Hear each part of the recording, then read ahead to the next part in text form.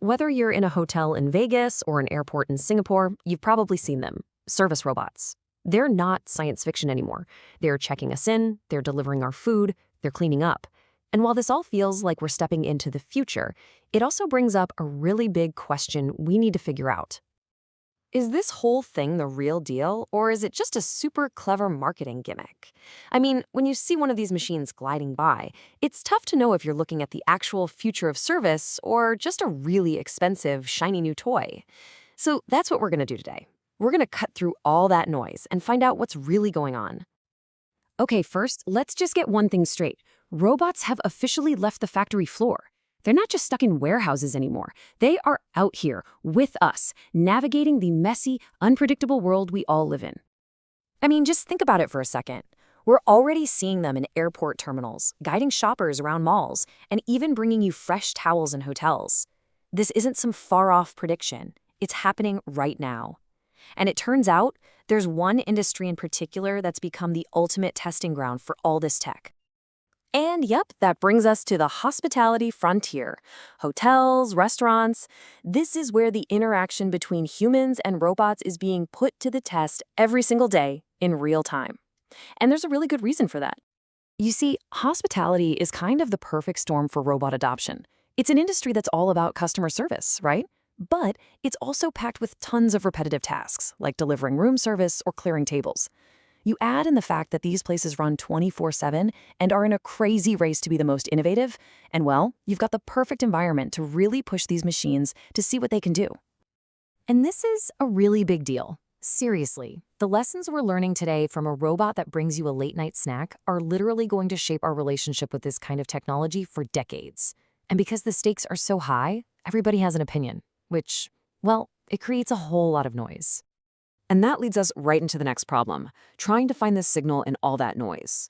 We're just bombarded with flashy press releases, glowing news stories, and studies that seem to contradict each other. They're all fighting for our attention, and they all claim to have the real story. So, how in the world do you get past all of that? How do you separate what's actually true from what's just promotional fluff?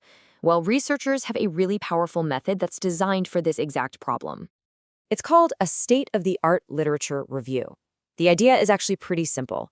Instead of just believing one headline or one company's announcement, you go out and you systematically gather and analyze all the research that's ever been done on the topic. It's kind of like the difference between talking to one witness at a crime scene versus interrogating everyone there to get the full story. By gathering up all the evidence, then carefully analyzing what it all says, and then looking for the clear trends and the gaps, we can finally get past all the speculation and start to find real answers to the big questions that, let's be honest, we're all asking. And when you do all that work, when you use this rigorous approach, you can finally start to tackle those big questions, the ones that go way beyond just theory and affect every single one of us. So let's take a look at what the actual data says. Okay, first up, how do guests actually feel about this? Well, the data shows that while a lot of people think it's cool and new at first, that satisfaction drops off a cliff the moment the robot fails at a simple task a human could have handled easily, like, say, understanding a slightly unusual request. The novelty wears off real fast when things don't work smoothly. And what about jobs? This is the one everyone worries about, right? The collected research shows something really interesting. Robots aren't just outright replacing people. What they're doing is changing the jobs themselves. They're shifting the human roles away from the simple, repetitive stuff and more towards complex problem solving and the kind of high-level guest interaction that, frankly, machines just can't do. And finally, the big money question. Is this massive investment actually paying off for businesses? From what the evidence shows, it's mixed. It's really mixed.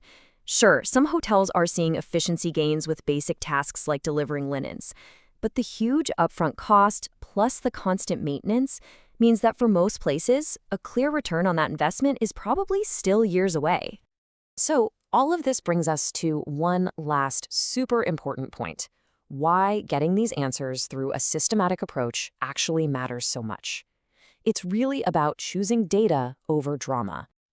Look at this. It lays it out perfectly. On one side, you've got anecdotes and hype, a single story, maybe a biased press release, telling you what could be. But on the other side, you have systematic evidence built from hundreds of studies that tells you what is actually happening across the whole industry. It all kind of boils down to this. If we want to navigate the future, we need a map that's built from real data, not a story that's just built from speculation. That's how we get past the hype and start dealing with what's real. And at the end of the day, understanding the real story behind service robots, well, it helps all of us.